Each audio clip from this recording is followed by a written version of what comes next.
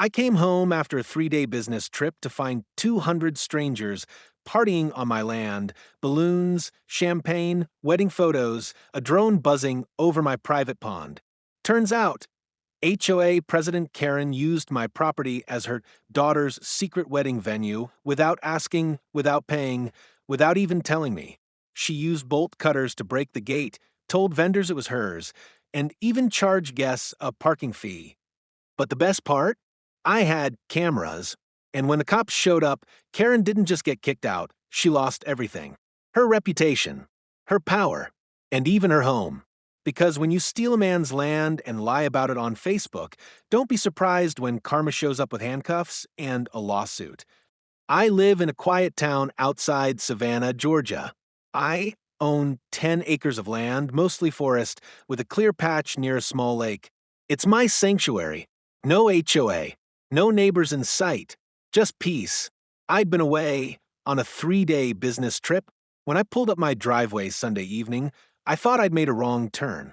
There were cars everywhere, lining the dirt road, blocking my barn, even parked in my garden. Then I saw the lights, fairy lights strung between trees, a white wedding arch by the lake, round tables with white tablecloths and golden centerpieces, a band playing slow jazz near the shore, and 200 well-dressed strangers on my property. I sat frozen in my truck. It wasn't a dream. It wasn't a movie. It was a wedding on my land, and I had no idea who these people were. I walked toward the crowd, still in my work clothes, stunned.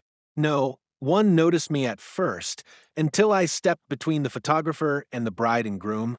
"Excuse me," I said. "What the hell is going on here?" A middle-aged woman in a designer dress turned to me and shrieked, "You're not supposed to be in the photos." Then I recognized her. Karen Ellis, HOA president, infamous in town for fining people for leaving trash cans out an hour too long. We'd crossed paths once. She tried to tell me my fence wasn't aesthetically compliant with HOA standards. I reminded her I wasn't in her neighborhood. She'd never looked at me the same again. Now, here she was, hosting a wedding on my property. "Karen," I said, "explain. Now." She had the audacity to smile. "Oh, you're back early. Listen, it's just one night. The venue we had canceled last minute. I didn't think you'd be home. And this place is just sitting here. It's so underutilized. You broke onto my land." "Well, I had to cut the gate." She stopped herself. "You cut the gate?" She shrugged. "Look, you weren't using it. This is my daughter's big day." I looked around at the setup, the bar, the stage, the rented furniture, the valet parking signs. "How long has this been going on?" I asked. "Since Friday. We had the rehearsal dinner here, too. Everyone loved the lake. 3 full days." She'd turned my land into her personal wedding resort. I could barely think. My head was spinning, but I didn't yell. I didn't make a scene. I just smiled, walked away quietly, and opened the hidden panel near the gate. Because you see, I had something Karen didn't know about. Security cameras. Dozens of them.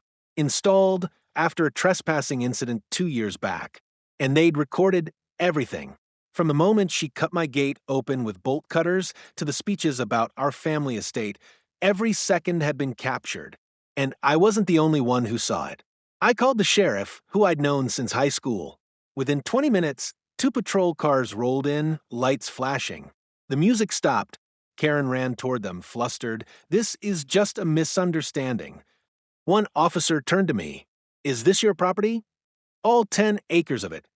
"You gave permission for this wedding?" "Nope. I've been in Atlanta since Friday. Just got home." "Check the gate footage."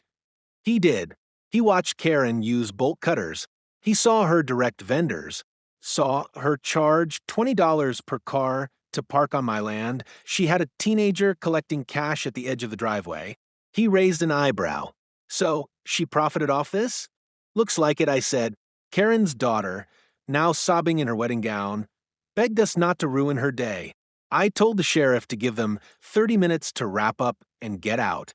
After that, I want everyone charged with trespassing, especially Karen. And I meant it. I pressed full charges. Karen was arrested that night for criminal trespassing, destruction of private property, and illegal commercial activity. She spent a night in jail.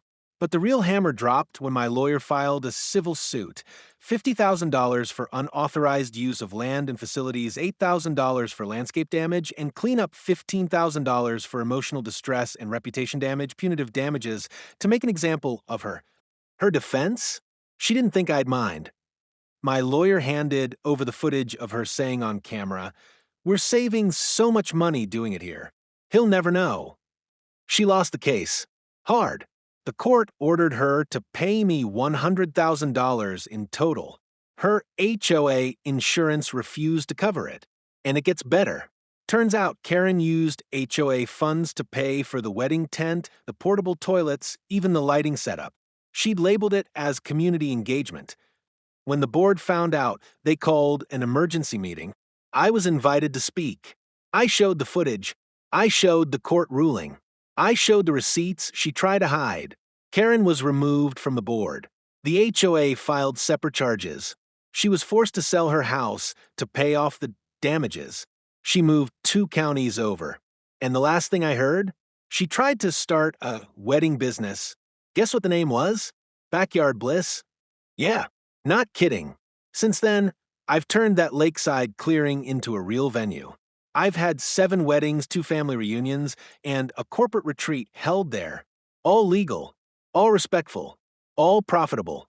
People ask permission now. They sign contracts. They pay deposits. And every time I hear laughter and music near the lake, I smile, not with anger, but with satisfaction. Because Karen tried to steal one perfect weekend, but she handed me a whole new income stream. And the cherry on top? I now rent porta potties from the same company Karen used, and they give me a discount.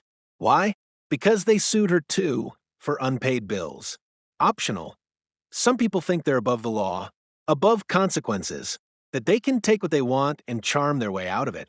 But the universe doesn't work that way. Karma isn't always instant, but when it arrives, it hits like thunder. And if you're really lucky, it makes you money in the process. Like, comment, and subscribe, because in this town, revenge is real estate.